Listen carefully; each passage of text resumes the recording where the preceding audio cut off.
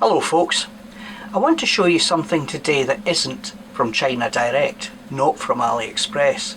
This is available on the internet or on the British High Street from a company called Accurist. Now Accurist have been making watches since 1946 and they did have some similarities to Rolex in that it was a family owned business until comparatively recently when it became part of the Time Group. Now the Time Group of watch companies encompasses the whole budget end of the British watch industry. You have Accurist, Limit and Seconda. All companies with a great deal of heritage and have been around for a long time. Accurist used to run the United Kingdom's speaking clock service, at least to sponsor it. So it would be the time sponsored by Accurist is... Anyway, this watch here isn't actually a homage watch. It's not a homage watch, but I think you'll agree it bears remarkable similarity to this watch here. Now, people that buy watches at this level on the UK High Street aren't usually looking for homages. I think what we're looking at here is a designer who had the Zenith El Primero in mind when he put pen to paper. But anyway, let's have a look at the watch. This Accurist 7216 chronograph comes in a purple box, quite nicely finished box. It's made of cardboard covered with some sort of a quality polyurethane plasticky coating that makes it look an awful lot more expensive than a square cardboard box. Quite nice presentation with the Accurist swirly cursive logo on the front there. Inside you have Accurist, the logo, and London. Much is made of the fact that this is a British company, and although the watches are manufactured in the Far East, they're very proud of their British roots and the fact a lot of their watches are designed in England. Anyway, here we go. This is the watch. Now instantly we can see that although the customer may not have homage in mind, this is very reminiscent of a Zenith El Primero. Now I'm pretty sure the designer of this watch in his Accurist office had the El Primero in mind when he designed this model. Taking it out of the box, we'll do a measurement and a weigh-in and have a bit of a look at it. Now I received this watch on loan from Time Check in Paisley and they have it for sale at £74.99.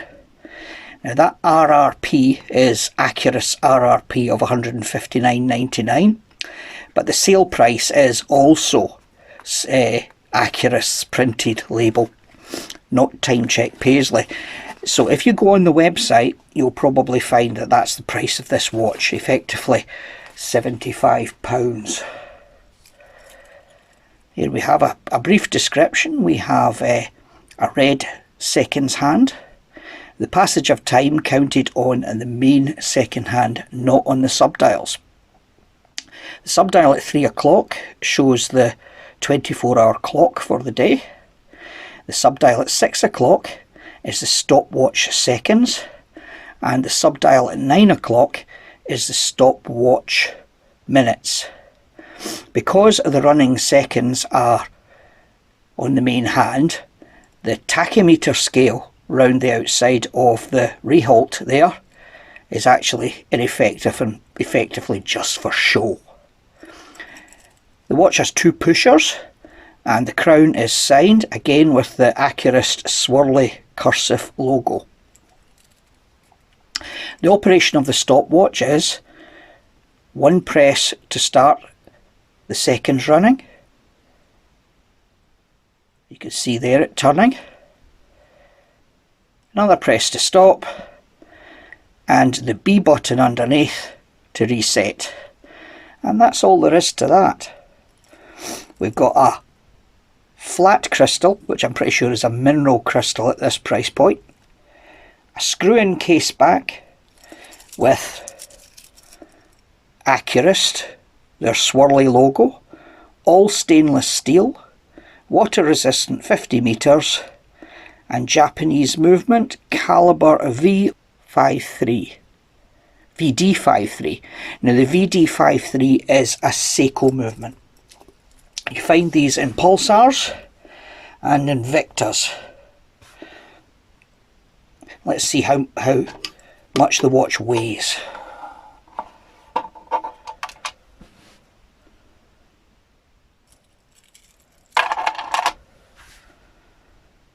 $125 grams.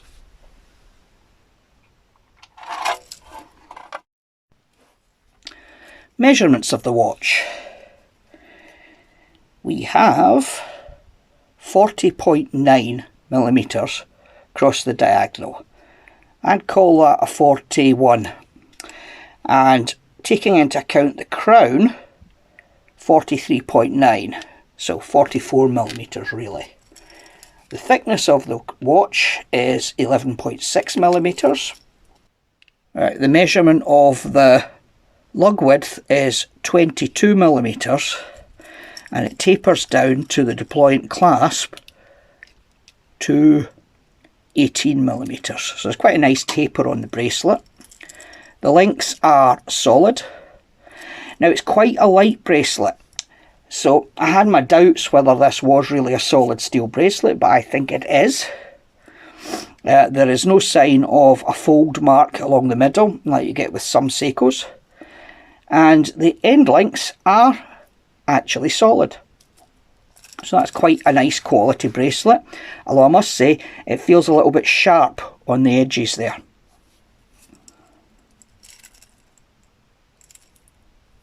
You can see that there is quite a taper downturn on the lugs, meaning it conforms to the wrist quite well. I'll slip it over my wrist so you can see, but that clings quite comfortably to the wrist. And there's no folds to make it grab at your hairs. Although, as I say, the edges of the bracelet could be finished a little nicer. They're a little bit sharp. The watch itself is all angles, and it is all brushed, apart from this polished edge on the edge of the bezel. The top of the case is brushed, as is the sides, the undersides, just that area there, a chamfer on the edge of the bezel. And the bracelet is completely brushed as well. And the quality of the brushing is actually quite nice. It's quite nicely brushed. I've seen much rougher jobs.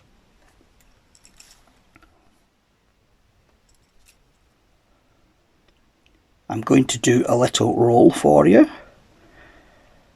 That's a flat crystal, a flat mineral crystal, and it doesn't appear to have any anti-reflective coating on it. And there's no colour change apparent in the reflections as you turn it to the side.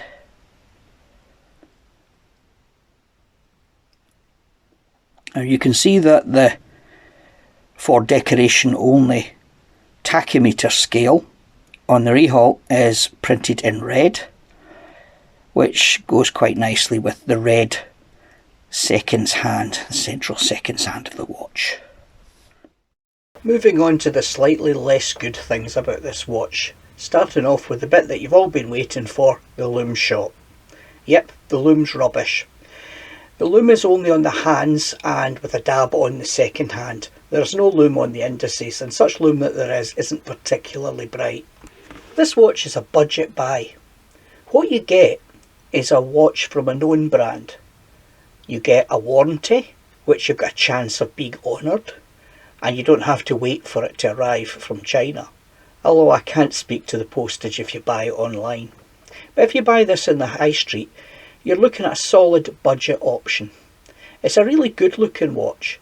Downsides are though that VD movement is a bit poor. I had one in an Invicta and I really resented the fact the tachymeter function was essentially a decoration. We've all been spoiled a bit by the fact that you can expect sapphire crystal and 200 meters water resistant from Chinese watches. But this is a good looking solid contender that's well built and should last you many years. So cheerio until the next one, folks. See you again soon.